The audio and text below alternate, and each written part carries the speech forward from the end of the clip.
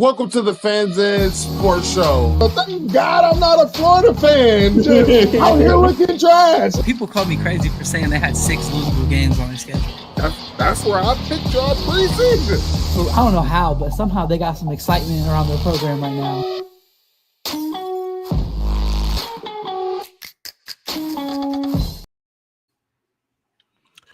Welcome to the Fans Ed Sports Show, hosted by your boys, Cleveland Mike, and your guy Terry from College Football Stop, man.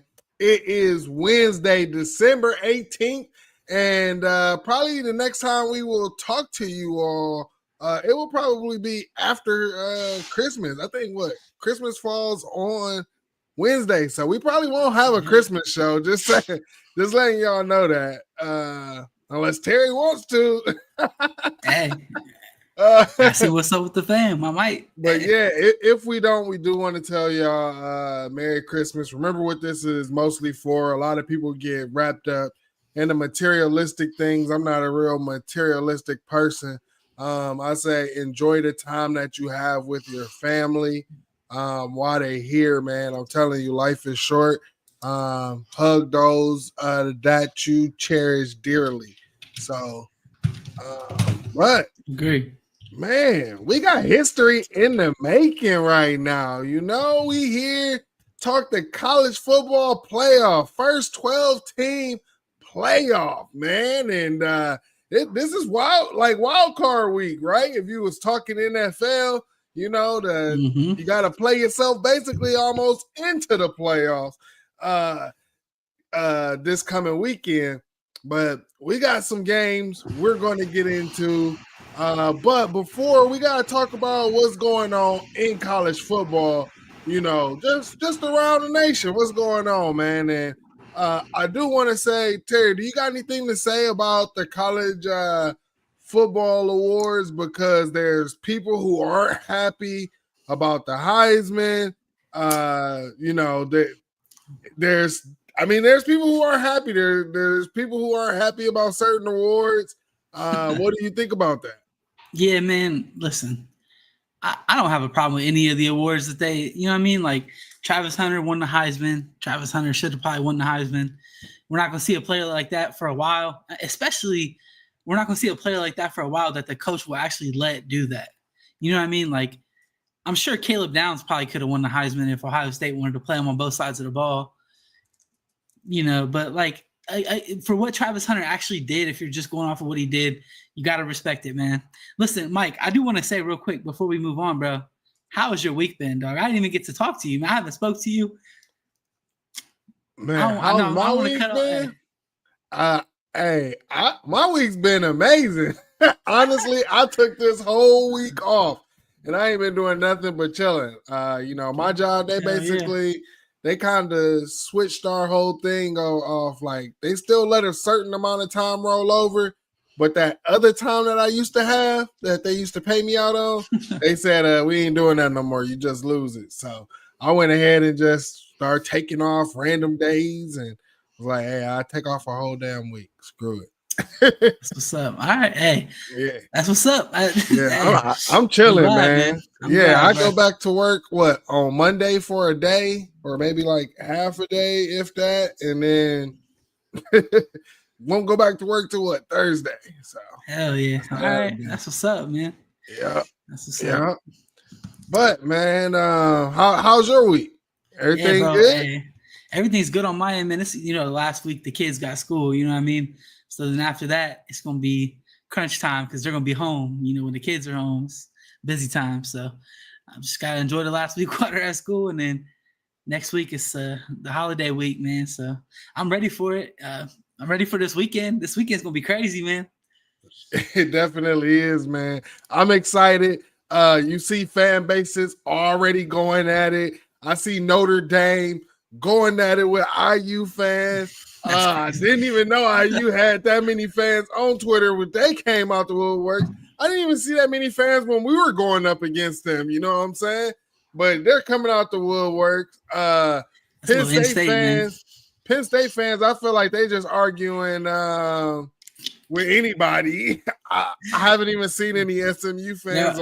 Penn State fans are arguing with the transfer portal. Facts. And then who else you got? Texans and Clemson. I haven't even seen their fans, get into it at all. So, which is crazy because that's two crazy fan bases, honestly. But Clemson fans have kind of like when Spaces came out, they were out there the first year, and then they just realized where their program was. You know what I'm saying? So that's all that was, right? That's all that was. But they obviously talking about the transfer portal, man. There were some big comments that came out from James Franklin, basically talking about we need a college football commissioner. He was also talking about his backup quarterback, Bo.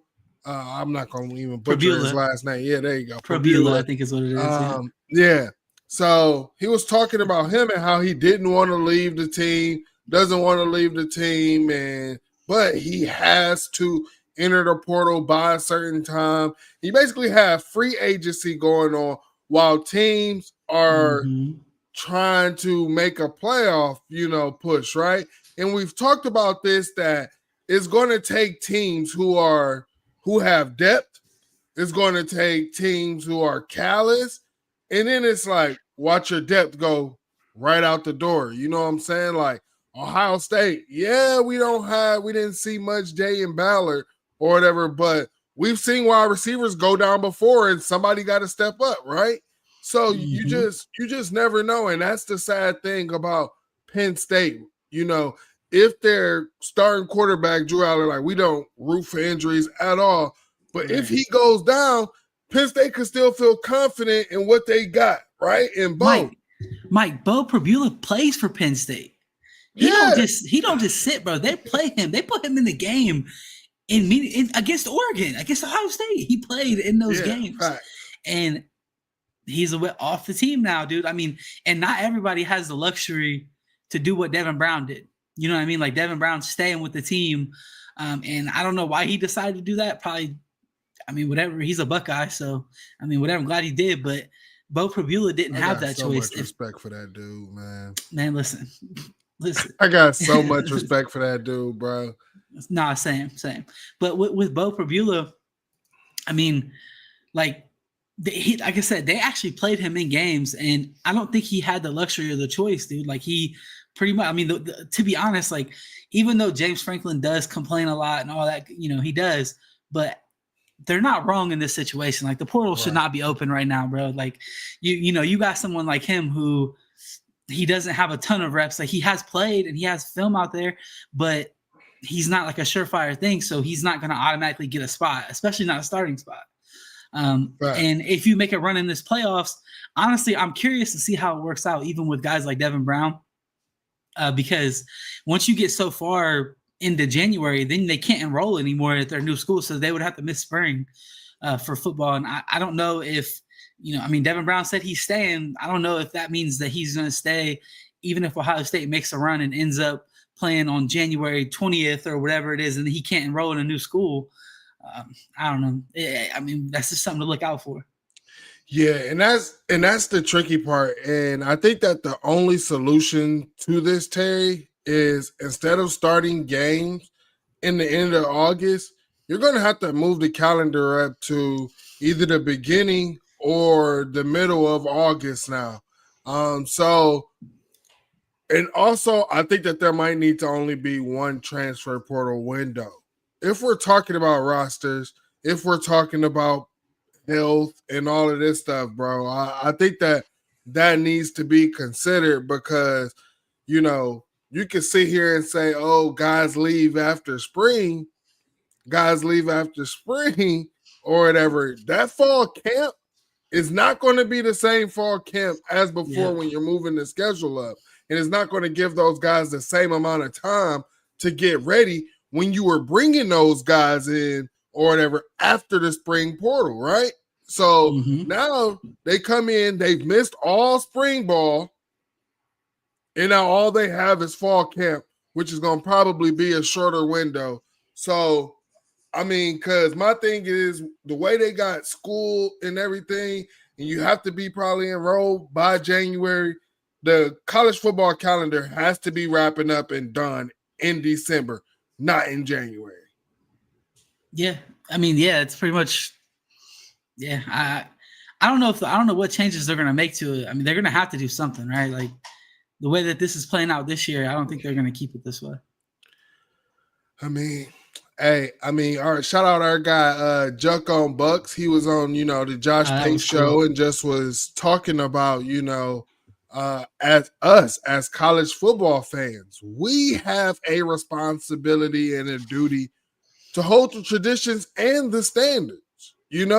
People want to tell us, and I've been seeing it on Twitter or whatever, people going at Ohio State fans or the fan base has kind of been at war or whatever. But you have some people who is like, hey, no, we need to stick to our standard and uphold our standard.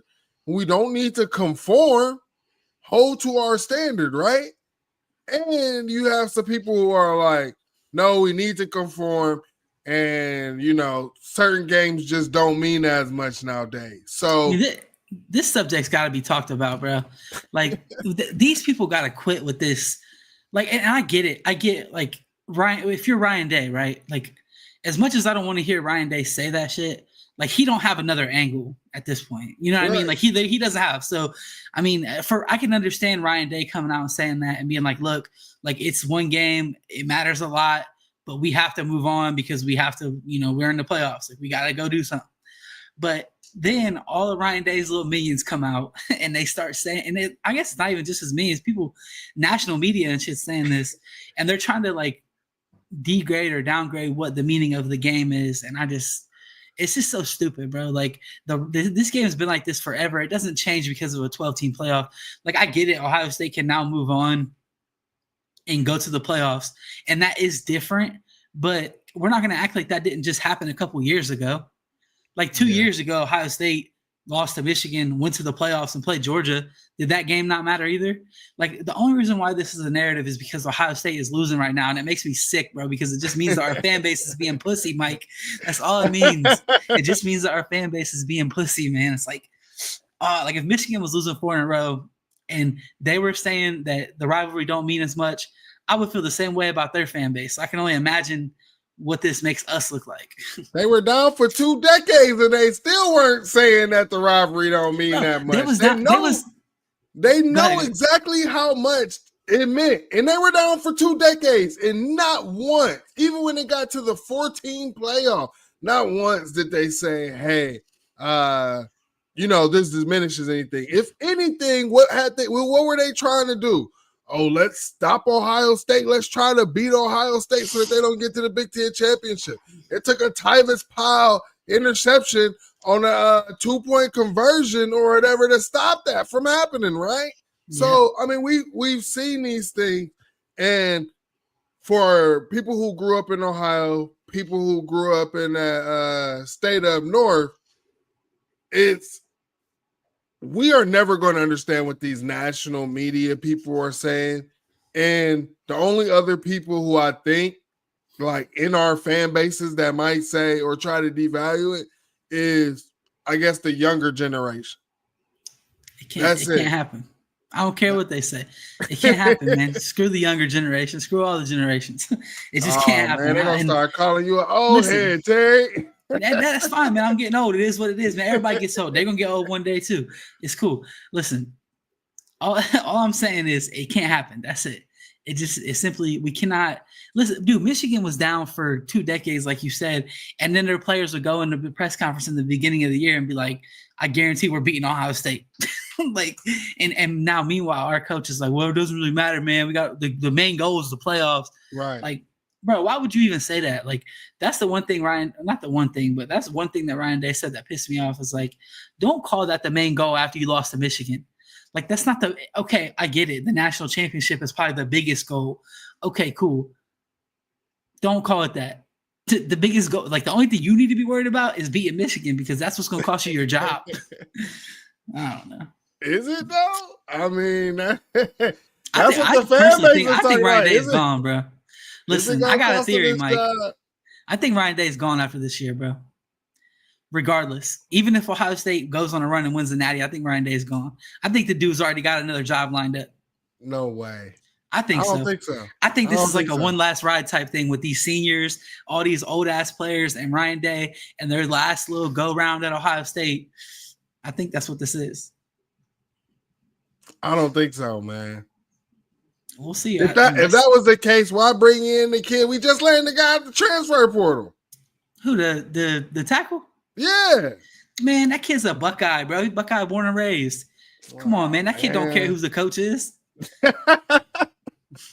All right, man. I gotta talk to you. Mike.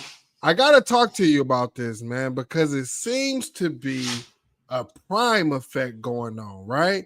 And a lot of people wanted to devalue Coach Prime and his impact on college football. And a lot of people wanted to talk bad about him because of his first year at Colorado, building from a team who only won one game, right?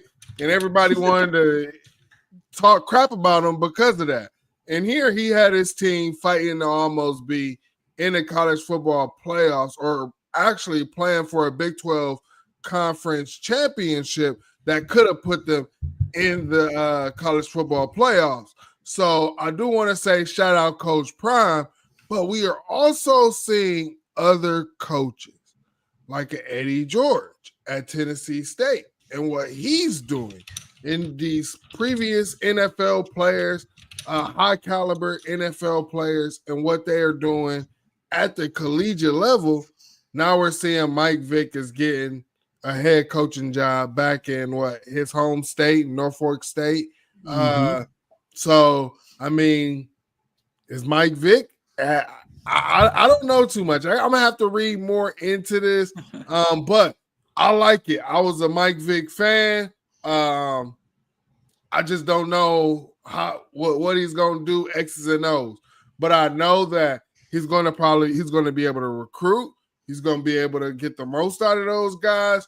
We just got to see on X's and O's. And also, how is he going to build the staff? Is he going to be able to do what Deion did and say, hey, man, can you come in and take less, so we can build this place up? So I want to see all of that, all of the resources that's going to be poured into this. Hopefully we get to see great things. And I also want to say this because I didn't have this in the show notes, but before you speak on it, I want to give a shout out to Teddy Bridgewater in his first year winning the state championship down there in Florida. I mean, like I keep saying, like these former top players, just going back, giving back, and just being elite coaches and doing what they're doing, because that program that Teddy Bridgewater took over, I believe they weren't that good the season before. And then I believe they went undefeated, and they were just winning in style, blowing teams out by 40+0. I mean, some of them scores was just crazy.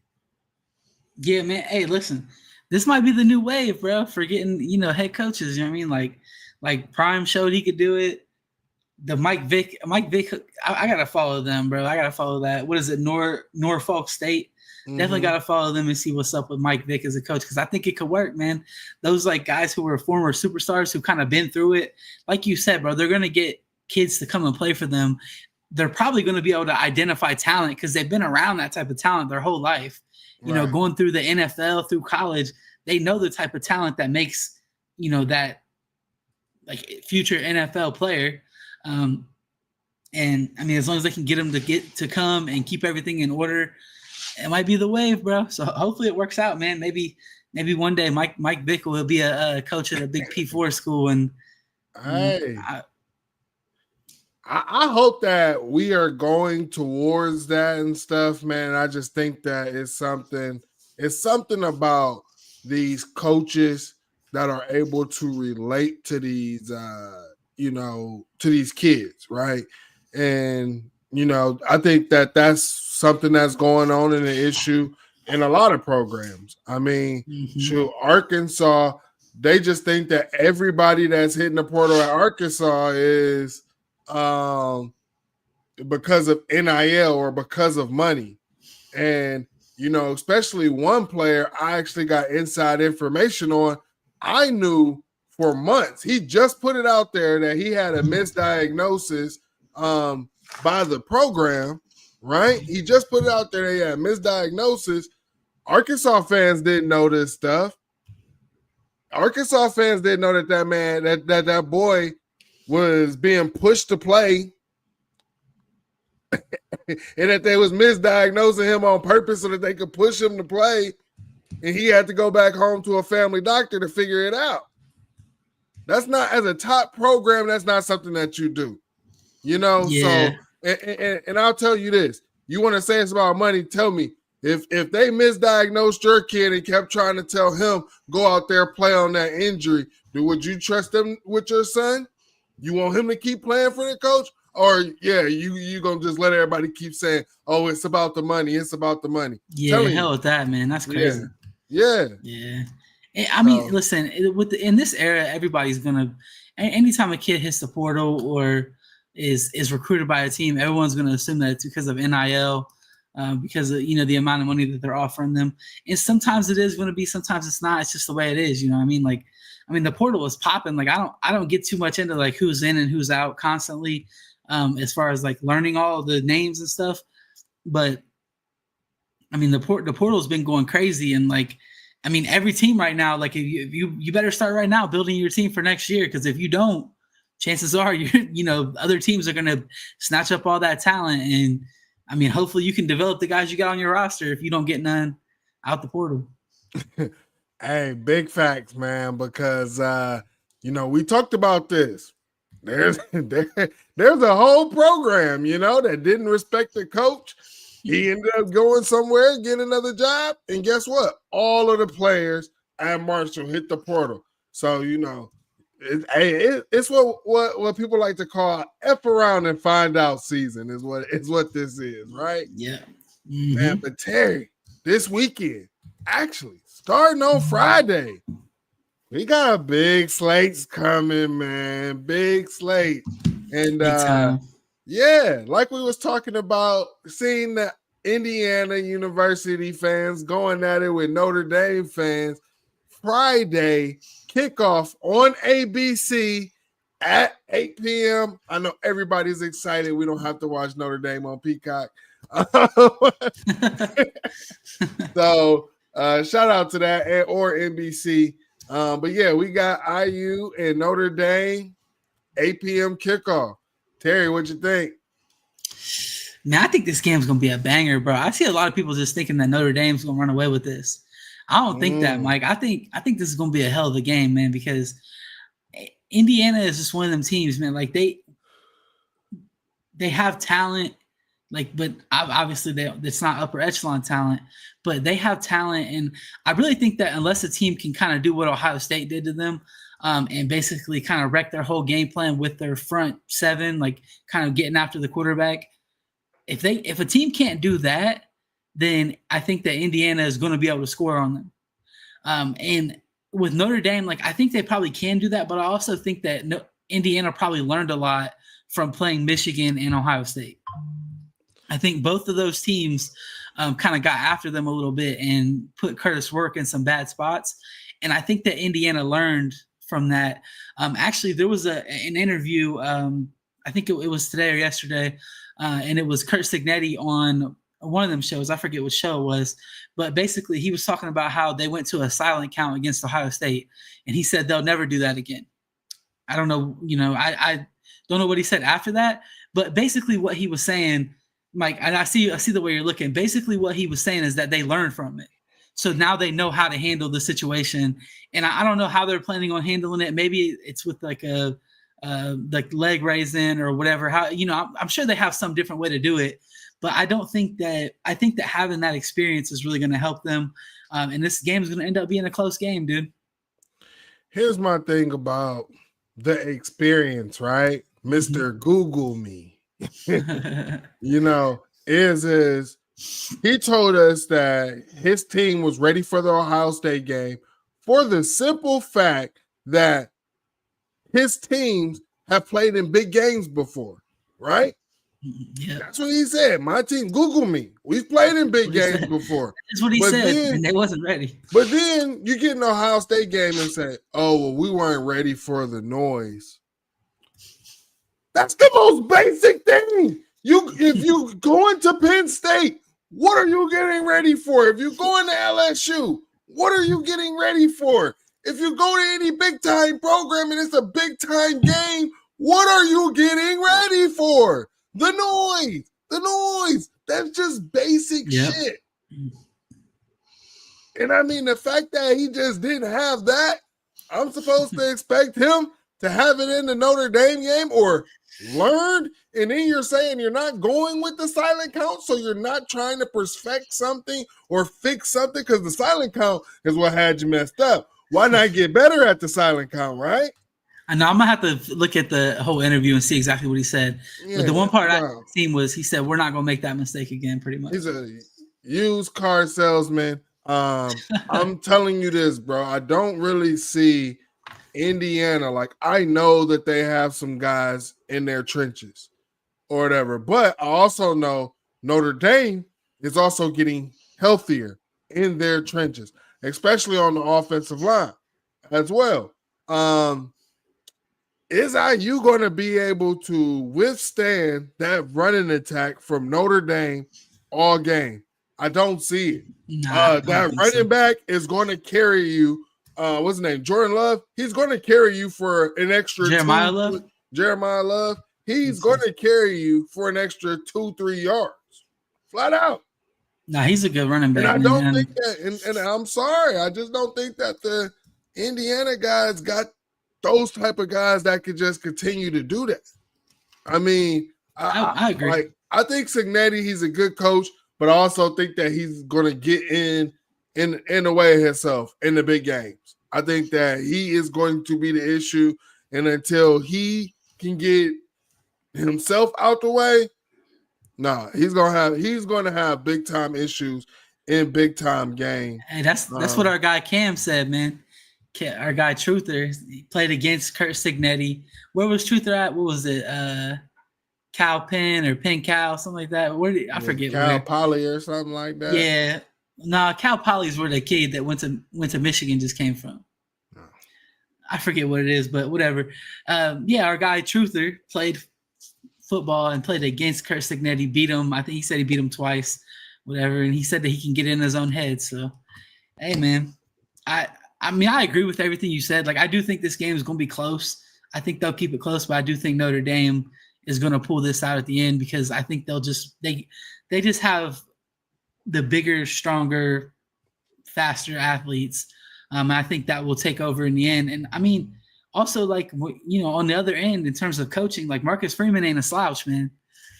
I know he's lost some bad games, but that's my whole thing is Notre Dame's defense is legit, right? Legit. I mean, and we seen what they did to Heisman winner Caleb Williams, and we seen what they made him do. Caleb Williams had to be very, very mobile to just keep up with Notre Dame. Actually, he had to be very mobile the first time when he beat Notre Dame. And when they stopped him from being mobile and kept him inside the box, it was hard, right? Yeah. That's something that I'm worried about with Rourke, because one thing that he has a tendency to do, if he's hit early and often, he's just going to fold. He's just going to brace for the hit. He's not going to be looking downfield anymore. He's just going to go in the fetal position and fall down. Yeah, he don't have the acumen to be back there moving around and maneuvering around the pocket and stuff when pressure's coming. So I agree with that, man. And them hits going to be them hits. You thought you got hit in the Ohio State game? Them hits going to be 10 times worse because it hits different in that cold. And they're going to be right there by that lake in South Bend. It does. I agree. Enjoy. Our guy Gmo, California University of Pennsylvania is where Cam went. And then that's where he played against IUP. which Indiana, Pennsylvania. There we go. So thanks for that, Gmo. I appreciate that, bro. I couldn't remember the names, but anyway, our guy Cam played against Kurt Signetti and beat that ass. And then Ohio State did it, and Notre Dame's probably going to do it. Even though I'm saying it's going to be close, I still think Notre Dame's going to win. All right, so Notre Dame is a 7-point favorite. 7, or are you going over? Are we doing over-under? Are we doing score prediction? What you think? I mean, do you think that Notre Dame covers? Yeah. I think Notre Dame will cover. Yep. Yeah, I think they'll win by about 10. All right, yeah. I think that, yeah. I would take it. I know it's what? -7. Yeah. I would even take it minus more than that if I could. So who else we got, man? Oh, Joel Klatt, Mr. Funny Guy, right? He wants to throw shots, because his Big Noon Kickoff production company, Fox Sports, he was like, hey, man, is there anything that I could do this week to keep us relevant out here? We don't have a college football playoff game. Is there anything I could do? Yeah, well, Penn State is playing SMU at noon. Why don't you take a dig at them for that? And he did it, man. He went ahead and did it, said Penn State can have a whiteout game at noon, seeing that ESPN will be putting their game at noon on TNT. That's a new one. I haven't watched no college game, no football game on TNT. Have you? Not that I'm not that I can remember. I don't know, man. There probably was some in the past, but no. Is it going to be ESPN production? Do you know? I think ESPN runs TNT because they do it with the NBA and everything, right? So yeah, they run the whole college football playoff too, so it has to be. Yeah, all the games are going to be ESPN production, so it should be. I think it'll be cool, man. And I like that they're doing a whiteout at noon because they don't ever do that. It's always a night thing. But dude, you can't tell me that's not going to be a cool atmosphere even at noon. It's still going to be lit.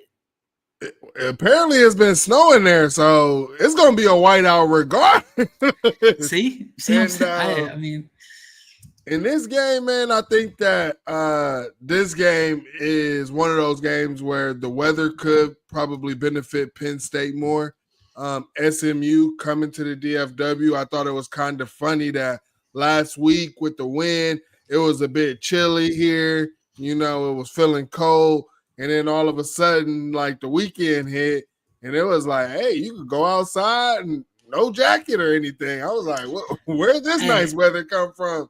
So I'm in Columbus, bro. Yesterday it was 50 degrees. I'm like, are we sure this is about to be a cold game this weekend, bro? And then today it rained. It's cold front came in. It rained all day today, and now it's cold as hell. So I can see it's probably about to all freeze too. So listen, if y'all are coming up here for the game, it's going to be cold, but watch out for ice, man, because we get ice up here on the roads and everything. You go driving, you just slide off that bitch. So pay attention to what you're doing. Man, so I think Penn State can win. I think the keys for Penn State to win this game is to get SMU off schedule early, make them play from behind, which they are known for. They was playing from behind against Clemson.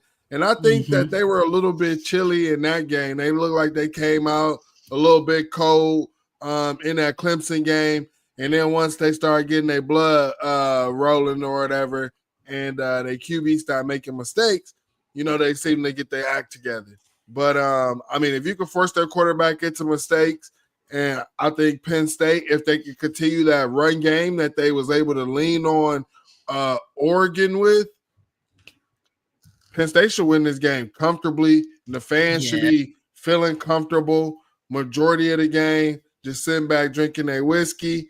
I would just do ball control on SMU and see if they got the trenches to hang up with the Big Ten.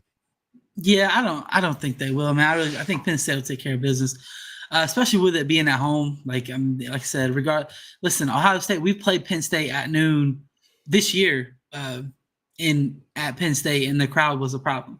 You know what I mean? So I think that they should take care of business in this game. It probably won't be pretty. They're not going to go out there and they're not going to play flawless offense, nothing like that. It's not what Penn State does. But they'll muddy the game up. They'll get a lead, and they'll take care of business in this game, I think. Do you know what the spread is on this one? The spread on this one is... You might as well just stick with our trend of cover or not. It got to be a double-digit spread, right? Hey, Steve, we're going to get to that, man. The upset special, we'll get to it. Oh, it's only 8.5. Okay. Yeah, Penn State covers that, I think. I think so. I mean, I would say the only thing that could really hurt Penn State is if SMU is just rolling an explosive. Like, if they're able to be hitting them explosives like they normally do, it could be a long day.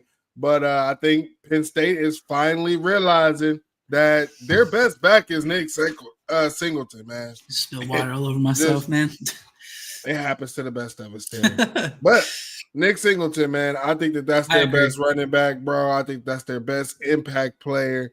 And I expect him or Tyler Warren. Those are their best impact players.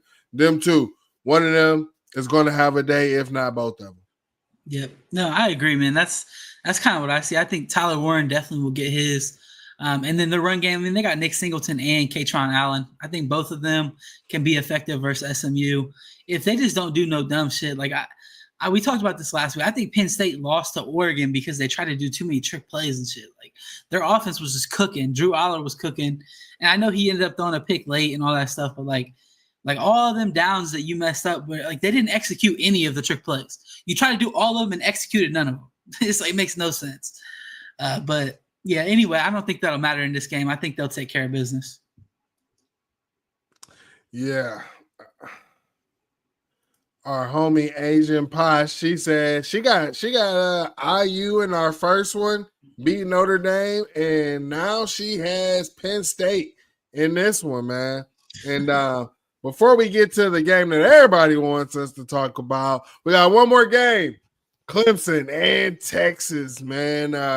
You got the ACC versus the SEC, and from what we have seen, for some reason, we talk down on the ACC, but they be giving the SEC a run for their money. Do you see Clemson giving Texas a run for their money in this game, Terry? Yes. This is, I mean, our guy was asking for it. This is going to be my upset game, Mike. It's obviously, it's hard to pick an upset game when you got 4 games to pick from, right?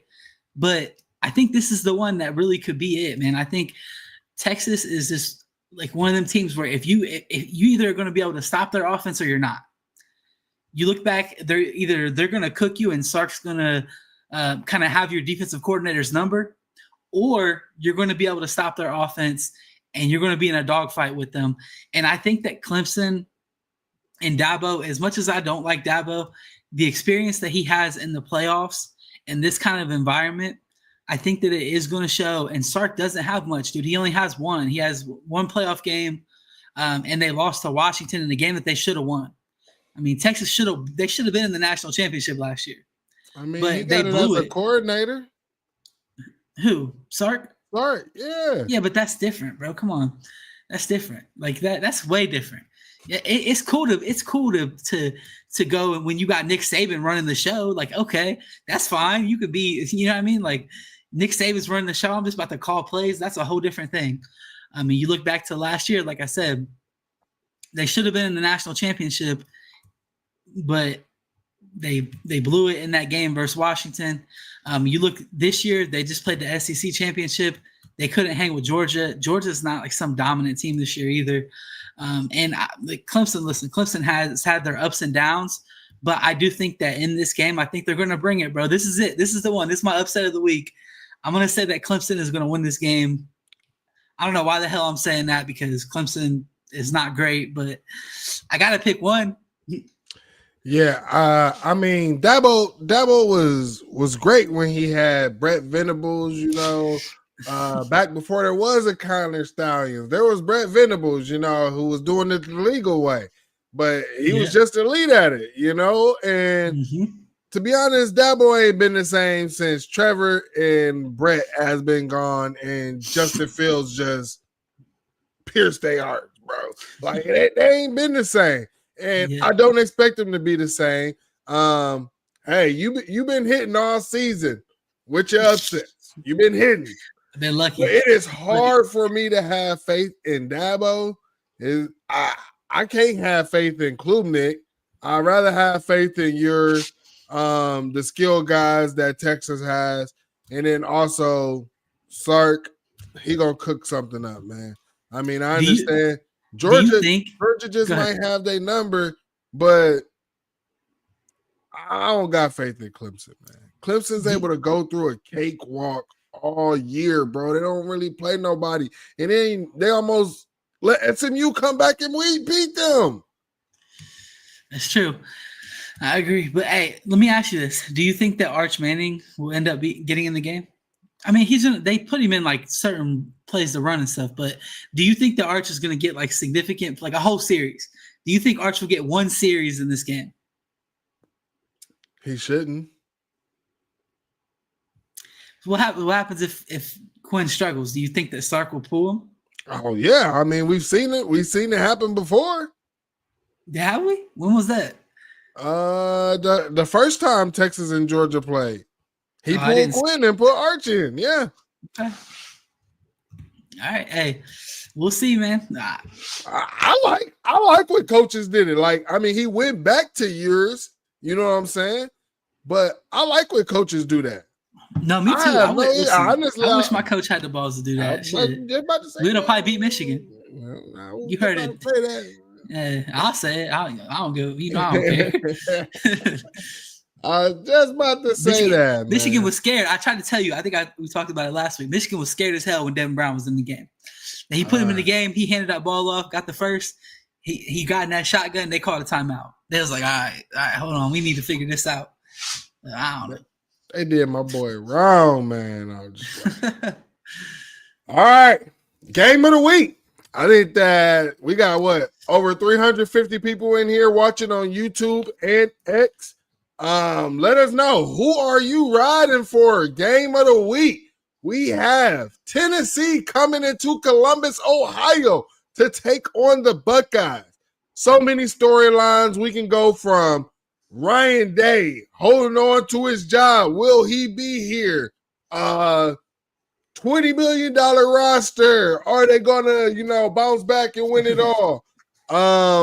We have so many different storylines, but can this team also rally back from the season that they were having as well? I think that Ohio State. I'm riding with Ohio State till the wheels fall off, Terry. I'm a Buckeye fan. I ain't never picking no Vols. I think that our defense is going to show up. My only 100%. Issue is our offense going to show up. Terry, talk to me. They are, man. They're going to show up. I'm ready for this game. Like, honestly, they've been talking crazy shit on the internet, man. People talk about Vol Twitter. It's got its own little thing, Vol Twitter. I think it took me until today because I don't know. Our fan base has been so down bad in the group chats and on the timeline. It took me till today where I'm like, man, fuck these Tennessee fans, man. I'm like, they're not coming up here. They're not taking over our stadium. They're not beating us. And we're going to take care of business, man. I mean, listen, it's time for Ohio State fans and Buckeye Nation to get back on the horse. At least for now. Listen, if they lose, then it's over. We focus on next year. Whatever, we'll see what happens with coaching staff and all that shit. But for right now, they still have a chance to go win a natty. Ohio State's going to take care of business in this game. And Mike, we've been talking about the spread the whole time. I'm talking all this shit, but if you ask me about the spread, I'm taking Tennessee with the points. To be honest with you, because I know. This is wild, Ted. No way. But listen to me. There's a reason for that, though. It's just Ohio State's been off for a while, and Ryan Day is not about to. He's not in the headset right now to go out and blow Tennessee out, especially not with the weather being cold and windy the way it is, because I do think that will impact Will Howard throwing the ball some. But listen, as far as like being worried, I'm not worried. I think we'll take care of business, to be honest with you. Penn State, that's like Penn State of the South is what they are. Man, they was riding with you, Terry. Man, Steve was like, talk your ish, Terry. Then you started saying that. He was like, come on, man. Hey, Steve was not trying to hear that, man. Hey, but yeah, honestly, we were talking about weather for the Penn State game. I think that weather honestly could be an issue for Ohio State. Ohio State has not been able to get the run game going since we have lost Josh Simmons and our center. So the run game has been pretty tough for Ohio State. And when Ohio State needs to throw the ball or supposed to throw the ball in the last game, they didn't do that. So I mean, I agree with you. Also, you know, it kind of gets me nervous because we're doing some shuffling on the offensive line, and it almost makes me feel like the Mizzou game all over again. I don't think so, man. Listen, I think the thing is the difference in the reason. That Mizzou game, Mike, the only reason that they could have made that shuffling is because they wanted to get Matt Jones film at center and they wanted to get Enoch film at right guard. There's no other reason for them to do what they did, bro. This one, I do feel like there is an actual reason. I think that, like, Tegra and Austin have both struggled this year. Like, I've been a big defender of Tegra, and the problem is, to me, listen, hear me out. Hear me out. I don't like when people, like, scapegoat people. That's, like, one of my biggest things. Like, people try to talk about Tegra a lot after the Michigan game, and it's like, okay, like, Tegra's been the right guard all year. You're trying to blame him for this loss. And to me, it was all coaching and it was all play calling. That was the problem. So I'm like, nah, let's not talk about this right now. But I do think that having Tegra and Austin in the game at the same time is probably not the best thing because they struggle at two different things. Like, Tegra, usually if someone's in front of him, he can block them, but Tegra struggles with, like, missed assignments and stuff like that sometimes. Austin, he'll do the right assignment, but he'll just whiff all day. You know what I mean? And it's like, yeah, you can't have that one on this side doing those two different things. So that's probably why they want to rotate them. A lot of people have been freaking out because Ryan Day came out and said that they're going to rotate guards. And it's just like, dude, Ohio State's offensive line was a Joe Moore Award semifinalist before Seth McLaughlin got hurt. And they rotated guards all year. The whole entire year we've been doing that with Seth and Tegra. So I don't think that's going to be that big of a problem.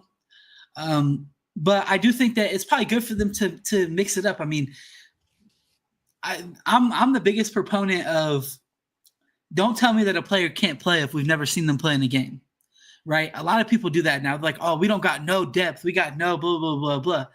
I don't believe you can say that until you actually see these guys play or they transfer out and they end up at some garbage school and then you see them play and they're not good. Yeah. Like Luke Montgomery, I mean, you can't tell me that he's garbage. Like, I want to see him in the game. And I know it's kind of crazy making this change right now. And that could cause Ohio State to have some issues with, like, communication and stuff like that. To start, just like they're going to take a little bit to get used to playing with each other.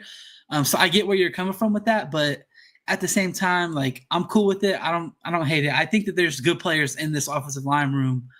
We just got to get them on the field and put them in the right spots. So don't call the game like an asshole this time, and we'll see how it goes.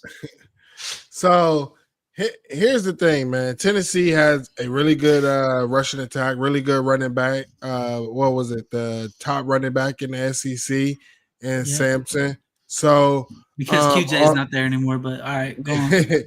And they also like to spread you out. I would say, like, my biggest worry about Tennessee is them liking to get one-on-one matchups. And if Nico is able to extend plays with his legs, he's good at hitting people accurately in stride, things like that. And that's something that I feel like Denzel Burke might have issues with. So I think it's something that we need to be bringing pressure to Nico and getting him on the ground early and often in this game. I think that is crucial to our success, so that our DBs aren't on the island. for most of the game. I was watching Caleb Downs' interview and listening to him talking and just saying that they like to get guys one-on-one in matchups.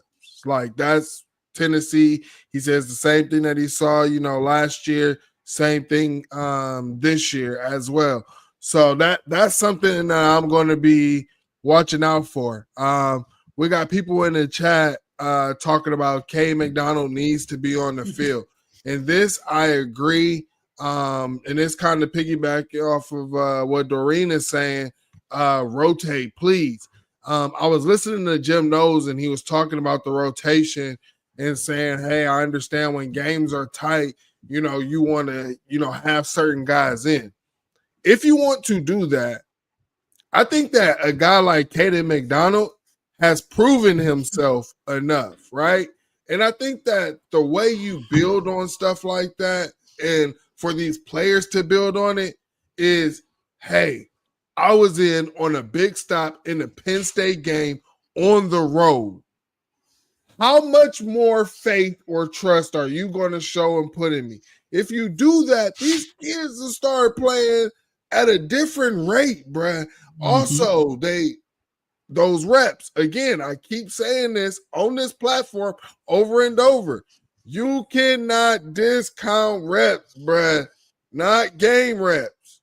They're different than practice reps. I'm sorry, it just is. The coaches tell me all the time, so-and-so's looking good in practice. Game time, ain't looking too hot, right? So, I mean, that's my whole thing. You got to get these guys reps early. I think K-Mac has earned it where he should probably be maybe, I would say, 60-40 with Ty Hamilton. Just get K-Mac like 25 snaps, man. 25 snaps, maybe 30, like not even 30, just 25 snaps. Like, honestly, I don't see him being like an every down player. He is more of a run stopper. So, I mean, you obviously want to use him situationally, but Tennessee loves to run the ball, dude. Get him in there and let him go out there and make a play. I mean, another guy too, Edric Houston. I want to see him get out there and get some snaps in the interior. Like, listen, Tennessee runs up tempo. They're used to that. That's what they do. Like, they're trained for that. Their O-line is trained for that. We cannot leave our defensive tackles in this game the whole game. They're going to die. Like, Tyleek is going to be completely ineffective. And, I mean, Ty Hamilton is ineffective sometimes anyway. You know what I mean? So, like, Tyleek is the main one who I'm looking at. Like, if you get Tyleek and leave him in this game too long and he becomes ineffective, the defense is going to wear down. They're going to run the ball on you in the third or fourth quarter. You know what I mean? Yeah, and I see people already talking about Iggy. Hey, look, when you get the PI, you get the PI. It is what it is. I would prefer the PI than somebody getting burnt like Swiss cheese, bruh. I'm telling you, I would prefer the PI. So let me put it this way. We're good in the red zone. So I prefer the PI. Yeah, for sure. Let me put it this way. Iggy, don't get a PI when you're in good coverage. If you got good coverage, don't get a PI, bro. Just let him go. You're right there. Just bat the ball away. If you're getting burnt, I never have a problem with it, bro. Like, look back to the Michigan game. I talk about this. Like, Jeremiah Smith burnt Michigan's corner. The guy grabbed him on purpose, stopped him from getting to the ball, got a PI. Ohio State only got 3 points instead of 7, and it was going to be a touchdown. He was in the end zone. He burned him. That basically saved the game. Like, if you want to look at one play, like, basically saved the game right there. Big facts. Sorry, my son over here you're throwing good. Stuff around, so I had to get on them real quick. But no, big facts, man. The rotation. Here's my thing. Like, even K-Mac, I know you say that he's a good run stopper, but here's what he's really good at. He's good at pushing the pocket back. And he might not get the sacks or anything like that, but he stops quarterback from stepping up in the pocket. So I think he's also even more effective in the passing game. I mean, in pass rush as well, because a quarterback's not going to always be able to step up in the pocket. against him. So, I mean, I like K-Mac. I think that we need to see more of him. And as Ryan Day, I'm gonna use his own words against him, would like to say, at this point, you're not a rookie. You're not, just some guy who just got minimum reps. Like, at this point in the season, you're a vet. So play him like a vet. That's what I want to see. We got to talk about quarterbacks, man. I think that when you're talking about ceiling, who has the better ceiling, we're talking about Nico over Will, for sure, I believe. But you're talking experience, as Ryan Day likes to allude to, then you're talking about Will Howard. Now, obviously, last game, Will Howard didn't have his best game, getting his bell rung, but you're going to see some defenses as well who like to hit. Tennessee's defense is like that. We heard about how they like to do hockey style changes at their defensive line, and it's just crazy how other programs are able to do this, but we're supposed to be elite and we can't do it. But not gonna get into that. We just talked about it. But there's not much drop off when Tennessee rotates as well. So that's something that can play a factor into this game. What do you think about that? Yeah, like, listen, if you're asking me what quarterback, bro, I'm taking Nico. That's just me. And you know how I feel about this. I've talked about it on this show a lot. Like, give me the high ceiling player. And the reason why I say that is for games like this, bro. Like, if you had to play a game week 1, Will Howard was probably your best bet to win the game. But if I had to play this game right here, right now, after the entire season, I think that Nico will be the better quarterback to win the game. Now, I think Ohio State's team is better overall, and that's why they will win the game. But just quarterback to quarterback, give me Nico. Like, I mean, I love Will Howard. I love like the energy and stuff that he brings. But I know that Nico is going to have the throwing power to throw through the wind. If there's 20-mile-per-hour gusts of wind or whatever, Nico is going to be able to throw through that. He's going to be able to throw the ball, 20 yards downfield on a rope still. So I'll take Nico. But like, again, if you ask me this way, if you ask me just like which quarterback, I'm taking Nico. If you ask me Nico against Ohio State's defense or Will Howard versus Tennessee's, give me Will Howard. Right. I think Will Howard because I do think that we're not going to be at a scheme disadvantage in this game like we were against Michigan where the coaches were just being stupid. I think they'll scheme some shit up. They'll get Will Howard some easy throws. And then he'll make a couple of plays too because he's good to do that. He's good to make some plays also. So. Yeah, my biggest worry about Will Howard is like the weather in his game. Like you were talking about how Nico's able to slice, the ball is able to slice through him when Nico's throwing it. Not so much Will Howard. And, Chip Kelly was talking in his press conference how much they could have went to the passing game in that game when the run game was inefficient. And I think that you can't do the same running game that you did in that game. You're going to have to be able to run this ball in this. I do believe that we're going to have to be able to run the ball. I don't think that we can sit here and say, hey, Will Howard, go out there, throw the ball, and do what we had CJ Stroud's doing and stuff like that. No. That's not even what we brought him here for. And so, I think it's kind of sad, even though like we put the team up north game on the coaches saying, hey, throw the ball like that. But do we really have the quarterback? And like, that's my biggest thing, Terry, that I know me and you have talked about this separately and just multiple times in the group or whatever it was.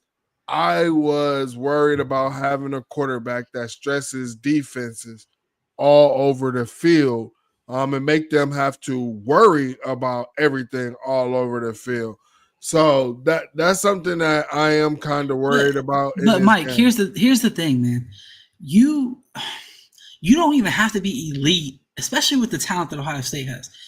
Will Howard doesn't even have to be elite at throwing the ball deep to stretch the field. We just have to do it. Just do it. That's all. Like, just throw the ball down there. Like, we tried doing it at the end of the team up north game. We couldn't even complete a pass. Are you talking about the last drive? We couldn't even complete a pass. Bro, they mailed that game in, bro. Come on. We couldn't even complete a pass. Come on. But listen, okay, but they also knew that we were going to be doing that because it was 30 seconds left in the game to try to score. We're talking about for an entire game. Oregon knew we was going to be doing it too. Looked a little bit better back then. Did it? We only threw the ball deep in that game one time, and Will Howard underthrew it by 15 yards. No, I'm talking about like that last drive is what I was talking about. That last drive, like it looked a little bit better then. Like, so that's why I'm saying I'm not using the last drive or anything. If people keep saying Will's hurt, somebody shouldn't have a job. If Will was hurt, somebody shouldn't have a job. Like, that's just, and I'm sorry, but I mean, I've seen JT Barrett get hurt. And it was Haskins up, next. Like, I mean, not Haskins. It was Cardell Jones up next. JT Barrett go down again. Different quarterback. Haskins. We can't make I don't know. We can't make that excuse, man. So yeah, they should have not. If he was hurt, then they should have made the change. You know what I'm saying? But like, either way, Again, I just think the whole point I was trying to make is just, especially in this game, bro, like try to throw the ball deep. I don't care if maybe something bad happens on one of them out of the entire game. Like, you're not going to win a game like this just playing within a box of 15 yards. Like, you can stretch the field horizontally as much as you want. If you're not stretching it vertically, a team with athletes like Tennessee is going to stop you. That's just the way it is. Like, well, Terry, before we get out of here, man, people want your score prediction. Tennessee fans probably right now, they clipping this all up right now. I haven't even gave one yet, dude. Listen, the way that everything's been going so crazy with our fans and everything, I haven't even thought about what the score of this game could be. It's crazy. I actually think this game is going to be really low scoring. I think Ohio State will win this game 21-14. And I think the spread is 7.5. Am I right? Because I had is it 7.5? Whatever. Yeah, it's 7.5. It's 7.5. Okay, so I think Ohio State will win 21-14, and that will be Tennessee covering the spread. Like, as I said earlier, because it'll be 7 instead of 7.5. That's what I'm going with, man. I don't think there's going to be a ton of points scored, just with the way that these two teams are built. You know what I mean? Like, that's where I'm at. What you think? Wild prediction is Ohio State's defense gets a turnover, probably takes it to the crib, and Buckeyes win, let's say 28-17. Oh, I like that score. Yeah, 28-17. That's a score we could talk shit forever to SEC fans. Hey, like, take that, Smokey. Yeah, hey. But, Terry, let the people know where they can find you if we don't come through and they want to talk crap to you.